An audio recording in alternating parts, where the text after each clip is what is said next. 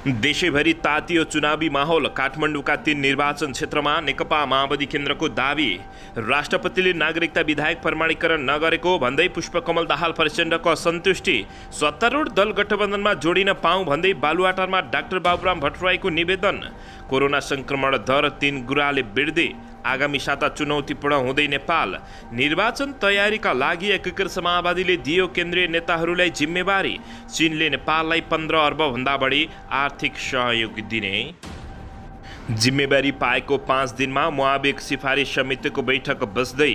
सर्वोच्च अदालतले आदेश उल्ट्याएपछि बालेन शाहको आक्रोश। अब अदालतले नै संविधान संशोधन गरी हुन्छ। कालापानीमा विदेशी फौजीले बुलडोजर चलायो। सरकार भने चुप लागेको नेता भीमबहादुर रावलको आरोप। 5 बुँदे माग पूरा नभए सत्याग्रह सुरु गर्न बाध्य हुनेछु भन्दै डाक्टर गोविन्द केसीको सरकारलाई चेतावनी। काङ्ग्रेसका नेता कृष्ण प्रसाद सिटौलाले सत्तारूढ दल गठबन्धनको कार्यदल संयोजक पाउँदा काङ्ग्रेसमा भयो तरङ्ग। नागरिकता विधायक फिर्ता गर्ने मुडमा राष्ट्रपति विद्यादेवी भण्डारी लागेपछि सत्तारूढ दल गठबन्धनमा हलचल। एक चीन नीतिमा नेपालको अडानलाई लिएर चीन भयो खुसी। विष्णु पौडेललाई टक्कर दिने यी हुन् सम्भावित उम्मेद्वार। कहाँबाट को उड्दैछ त्यसबारे पुरा जानकारी। नयाँ जनप्रतिनिधि पुरानै भने नीति। हालसम्म निर्वाचन आयोगमा भए 16वटा दल दर्ता। सरकारले स्वास्थ्य शिक्षालाई नै निषेध गर्ने गतिविधि गरिरहेको पूर्व प्रधानमन्त्री केपी शर्मा ओलीको आरोप। गठबन्धनलाई युज गरेर काङ्ग्रेस आफू अनुकूल सरकार बनाउने रणनीतिमा भएको नेकपा एमालेका स्थायी कमिटी सदस्य राजेन्द्र गौतमको भनाई। नागरिकता विधायक प्रमाणीकरण गर्न राष्ट्रपतिले रोक्नु हुँदैन भन्दै पुष्पकमल दाहाल प्रचण्डको चेतावनी। वामपन्थी पार्टीसँग एकता गर्नेबारे छलफल भइरहेको नेता देवेन्द्र पौडेलको भनाई। र देशैभरि कोरोना, बाढी, पहिरो र आगलागीले मच्चायो निकै ठुलो विटन्द। कहाँ कति के भयो त? एकै घरका 3 जनाको मृत्यु भएपछि देशै बन्यो शोकमग्न। अब हेर्नुहोस् पुरा समाचार।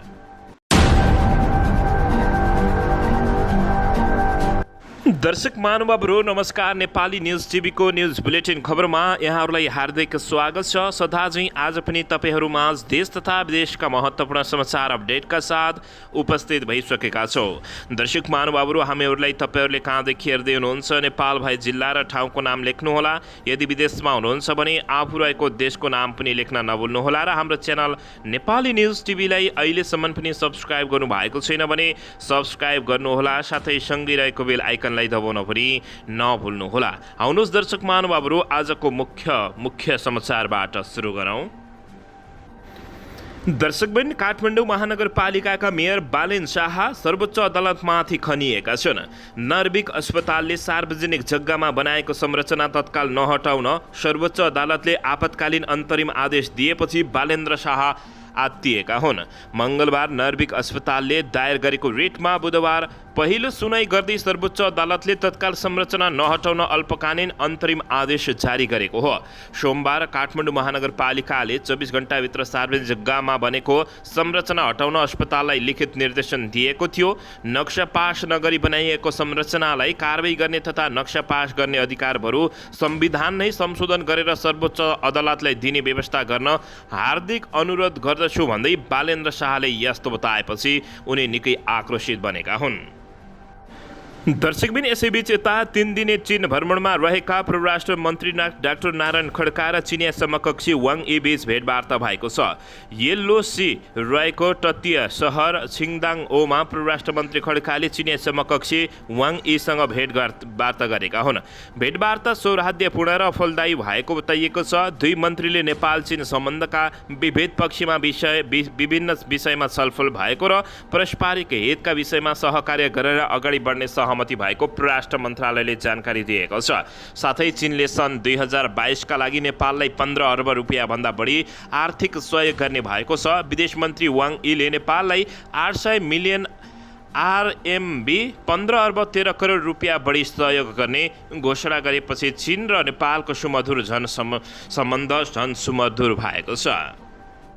दर्शकबिन यसैबीच यता कोरोना संक्रमण 3 गुणाले वृद्धि हुँदा आगामी साता नेपालमा चुनौतीपूर्ण हुने देखिएको छ। साउन 1 गते 4% को हाराहारीमा रहेको कोरोना संक्रमण दर 3 गुणाले बढेको छ।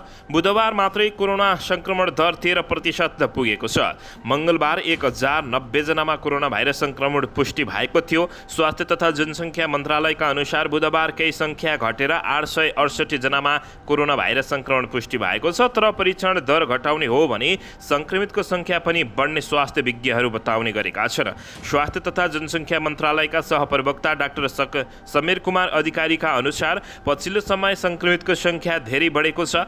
संक्रमितसँगै मृत्यु पनि बढेको अधिकारीले बताएका छन्। बुधबार मात्रै 3 जना संक्रमितले ज्यान गुमाउन पुगेका छन्। संक्रमण दर वृद्धि हुँदै गएकाले आगामी साताहरू जोखिमपूर्ण हुने विज्ञहरूको तर्क रहेको छ। स्वास्थ्य तथा जनसङ्ख्या मन्त्रालयका सहप्रवक्ता अधिकारी आगामी 2 साता संक्रमण दर उच्च रहने पूर्वानुमान गर्न यस्तो बताएका छन्। दर्शकबिन यसैबीच यता सत्तारूढ दल गठबन्धनमा जोडिन पाऊँ भन्दै बालुवाटारमा डाक्टर बाबुराम भट्टराईले निवेदन पेश गरेका छन्। तत्कालीन प्रधानमन्त्री केपी शर्मा ओलीले प्रतिनिधि सभा विघटन गरेपछि गठित 5 दलीय गठबन्धनलाई महागठबन्धनको स्वरूप दिने गरी छलफल अगाडि बढाइएको छ। स्थानीय तह निर्वाचनमा सत्तारूढ दल गठबन्धनमा आबद्ध दल तालमेल सहित अगाडि बढेपछि आएको परिणाम हेरेर प्रतिनिधि सभा र प्रदेशसभा निर्वाचनका लागि गठबन्धन बाहिरका दल समेत गठबन्धनमा जोडिने कसरतमा देखिएका छन्। दर्शकबिन पछिल्लो समय गठबन्धनको एक घटक जसपाबाट अलग भएको डाक्टर बाबुराम भट्टराईको नेपाल समाजवादी पार्टीदेखि महन्त ठाकुरले नेतृत्व गरेको लोकतान्त्रिक समाजवादी पार्टी लोसपासम्म सत्तारूढ दल गठबन्धनसँग जोडिने पक्षमा देखिएका छन्। भट्टराईले मङ्गलबार प्रधानमन्त्री शेरबहादुर देउबासँग भेटेरै गठबन्धनमै रहने चाहना व्यक्त गरेका थिए भने लोसपा नेतासँग पनि देउबाको बाक्लो भेटघाट भइरहेको जानकारी प्राप्त भएको छ। यसैगरी नेकपा एमालेबाट अलग भएर वामदेव गौतमले नेतृत्व गरिरहेको दल पनि सत्तारूढ दल गठबन्धनसँगै मिलेर आगामी निर्वाचनमा होमिने पक्षमा छ भने गौतमसँग छुटेर समाजवादी केन्द्र गठन गरेका युवराज सफलले आफ्नो समूहलाई 5 दलीय गठबन्धनमा समेट्न भन्दै प्रधानमन्त्री तथा नेपाली काङ्ग्रेस सभापति देउबासँग आग्रह गर्दै निवेदन नै दिएका छन्। दर्शकबिन यसैबीच यता राष्ट्रपति विद्यादेवी भण्डारीले नागरिकता विधायक प्रमाणीकरण नगरेकोमा माओवादी केन्द्रका अध्यक्ष पुष्पकमल दाहाल प्रचण्ड असन्तुष्ट देखिएका छन्।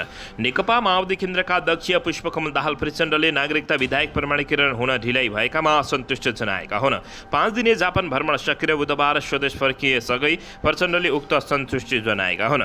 प्रचण्डले नागरिकता विधायक राष्ट्रपति विद्यादेवी भण्डारीबाट प्रमाणीकरण हुन ढिलाइ भएकोमा असन्तुष्ट पुग्दै उनले भने राष्ट्रपति बाट विधायक प्रमाणीकरण गर्न ढिला नहुनु पर्ने भन्दै यस्तो अभिव्यक्ति दिएका छन्।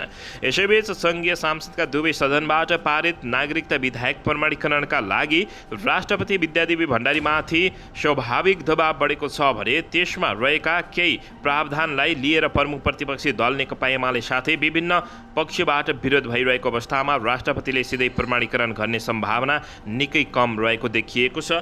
राष्ट्रपति विद्यादेवी भण्डारीले समेत नागरिकता विधायक फिर्ता गर्ने मुडमा देखिएपछि यति बेला माओवादी केन्द्रका अध्यक्ष पुष्पकमल दाहाल प्रचण्ड आत्तिएको जानकारी प्राप्त भएको छ। दर्शकबिन यसैबीच यता नेकपा एमालेका अध्यक्ष एवं पूर्व प्रधानमन्त्री केपी शर्मा ओलीले सरकारले स्वास्थ्य शिक्षालाई नै निषेध गर्ने गतिविधिलाई बढावा दिइरहेको आरोप लगाएका छन्। बुधबार काठमाडौँमा आयोजित कृषि वैज्ञानिकहरूको सँगको अन्तर्क्रिया कार्यक्रममा बोल्दै ओलीले स्वास्थ्य शिक्षा मेडिकल र उपचार गर्ने अस्पतालहरूको हब बन्नका लागि उपयोगी रहेको मुलुकमा स्वास्थ्य शिक्षालाई निषेध गर्ने काम सरकारबाट भइरहेको आरोप लगाएका हुन्। त्यस्तै उनले कृषिको उपज बढाउनका लागि प्राविधिकको प्रयोगमा जोड दिनु पर्ने आवश्यक समेत रहेको उल्लाएका छन्। यसैबीच पूर्व प्रधानमन्त्री केपी शर्मा ओलीले सरकारले स्वास्थ्य शिक्षा नै निषेध गर्ने गतिविधि गरिरहेको तर आफ्नो पालामा त्यस्तो नभएको भन्दै अभिव्यक्ति दिएका छन्। दर्शकबिन यसैबीच यता नेकपा एमालेका स्थायी कमिटी सदस्य राजेन्द्र गौतमले गठबन्धनलाई युज गरेर काङ्ग्रेस आफू अनुकूल सरकार बनाउने रणनीतिमा रहेको दावी गरेका छन्। बुधबार पेरिस चौधरी नेपाल खोटाङले दोक्तेलमा आयोजना गरेको पत्रकार सम्मेलनमा स्थायी कमिटी सदस्य गौतमले काङ्ग्रेस सकेसम्म एकलौटी सरकार बनाउने, मधेसवादी दलको साथ लिएर कम्युनिस्ट बेगरको सरकार बनाउने वा केही नलागेको अवस्थामा मात्र माओवादी सहितको सरकार बनाउने गरी रणनीतिमा अगाडि बढेको दावी गरेका छन्। शेरबहादुर मधेसवादी दल आफ्नो बहुमत हुने गरी आफ्नै माओवादी र नेकपा यसलाई सिट दिँदैन। निर्वाचनपछि देउबाले चाहेको अनुकूल सरकार बनाउने, माओवादी पनि सरकारमा बस्न नसक्ने परिस्थिति निर्माण गरेर जान खोज्दैछ गौतमले भनेका छन्। प्रचण्ड काङ्ग्रेसलाई बहुमत ल्याउन नदिने, एमालेलाई एउटा साइजमा ठेगाना लगाउने र आफ्नो तेस्रो शक्तिका रूपमा आएर सरकार बनाउने मूल जड बन्ने ठाउँ रहेको उनले बताएका छन्। दर्शकबिन यसैबीच शिक्षा विज्ञान तथा प्रविधि मन्त्री देवेन्द्र पौडेलले तोकिएकै समयमा प्रतिनिधि सभा र प्रदेशसभाको निर्वाचन सम्पन्न हुने बताएका छन्। मन्त्री देवेन्द्र पौडेलले हिजो हेटौडामा प्रेस सेन्टर मकवानपुरद्वारा आयोजित पत्रकार सम्मेलनमा चुनावमा हारजित जसको भए पनि लोकतान्त्रिक प्रणाली स्थापित गर्न तोकिएकै समयमा निर्वाचन सम्पन्न गर्न प्रमुख लक्ष्य भएको बताएका छन्। नेकपा माओवादी केन्द्रका स्थायी कमिटी सदस्य समेत रहेका उनले निर्वाचन सम्पन्न गर्ने सन्दर्भमा निर्वाचन आयोग मार्फत आवश्यक तयारी गरिरहेको जानकारी दिएका छन्।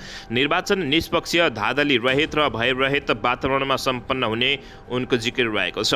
मन्त्री पौडेलले स्थानीय तहको निर्वाचनको नतिजालाई समीक्षा गर्दै सङ्गठनात्मक र वैचारिक रूपमा नयाँपन ल्याएर निर्वाचनमा सहभागी हुने उल्लेख गरेका छन्। पौडेलले वामपन्थी पार्टीसँग एकता गरिने र समाजवादी केन्द्र बनाउने विषयमा समेत छलफल भइरहेको बताउँदै मन्त्री पौडेलले तिनै तहको सरकार स्थापित नहुन्जेल गठबन्धन कायमै रहने स्पष्ट पारेका छन्। दर्शकबिन अन्ततः पोखरामा अन्तर्राष्ट्रिय उडानको अन्तिम तयारी गरिएको छ।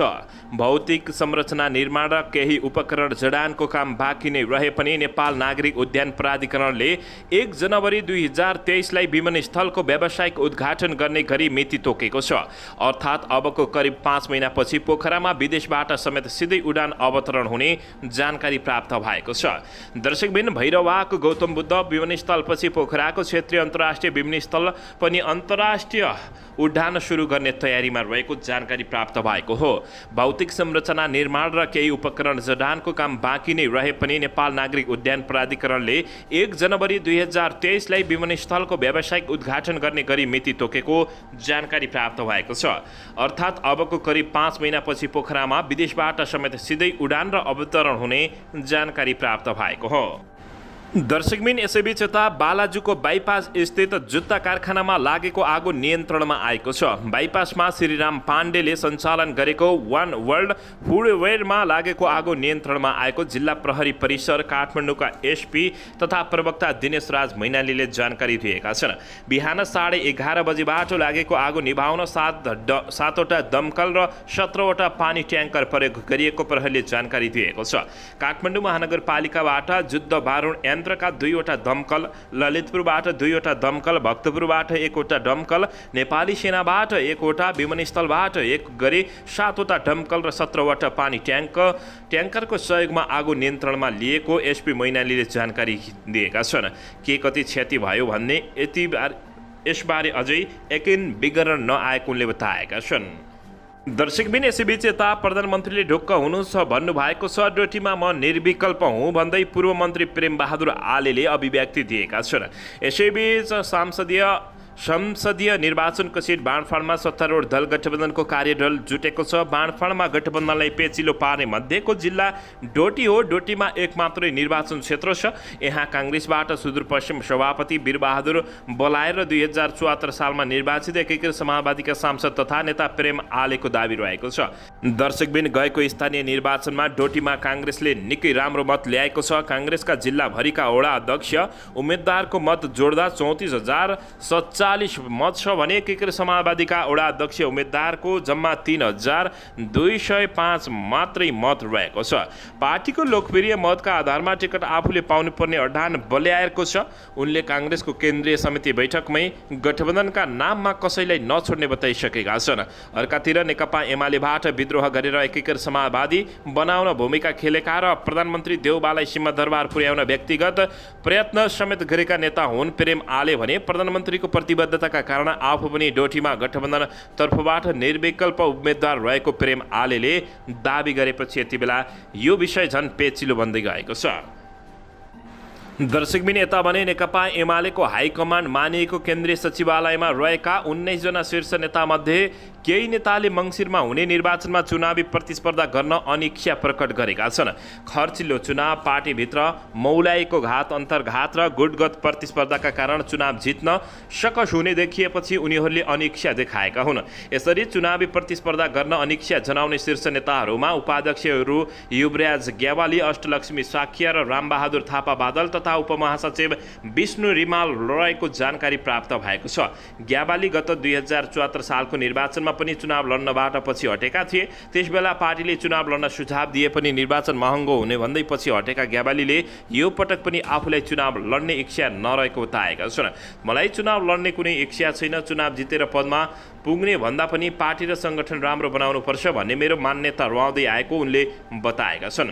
त्यस्तै मैले अहिले नै उठ्छु भन्दिनँ, उठ्ने ठाउँ भन्दिनँ, मिल्दैन, तर मलाई आकर्षण नभएको उनले अभिव्यक्ति दिइसकेका छन्। विगतमा ग्यावाली दाङ 3 क्षेत्र नम्बरबाट चुनाव लडेका थिए। त्यस्तै अर्का उपाध्यक्ष अष्टलक्ष्मी साख्य, रामबहादुर थापा बादल लगायतका नेताहरूले नेकपा एमालेबाट चुनाव लड्नै अनिच्छा देखाएपछि नेकपा एमालेमा निकै ठुलो भाँडभैलो मच्चिने पक्का देखिएको छ।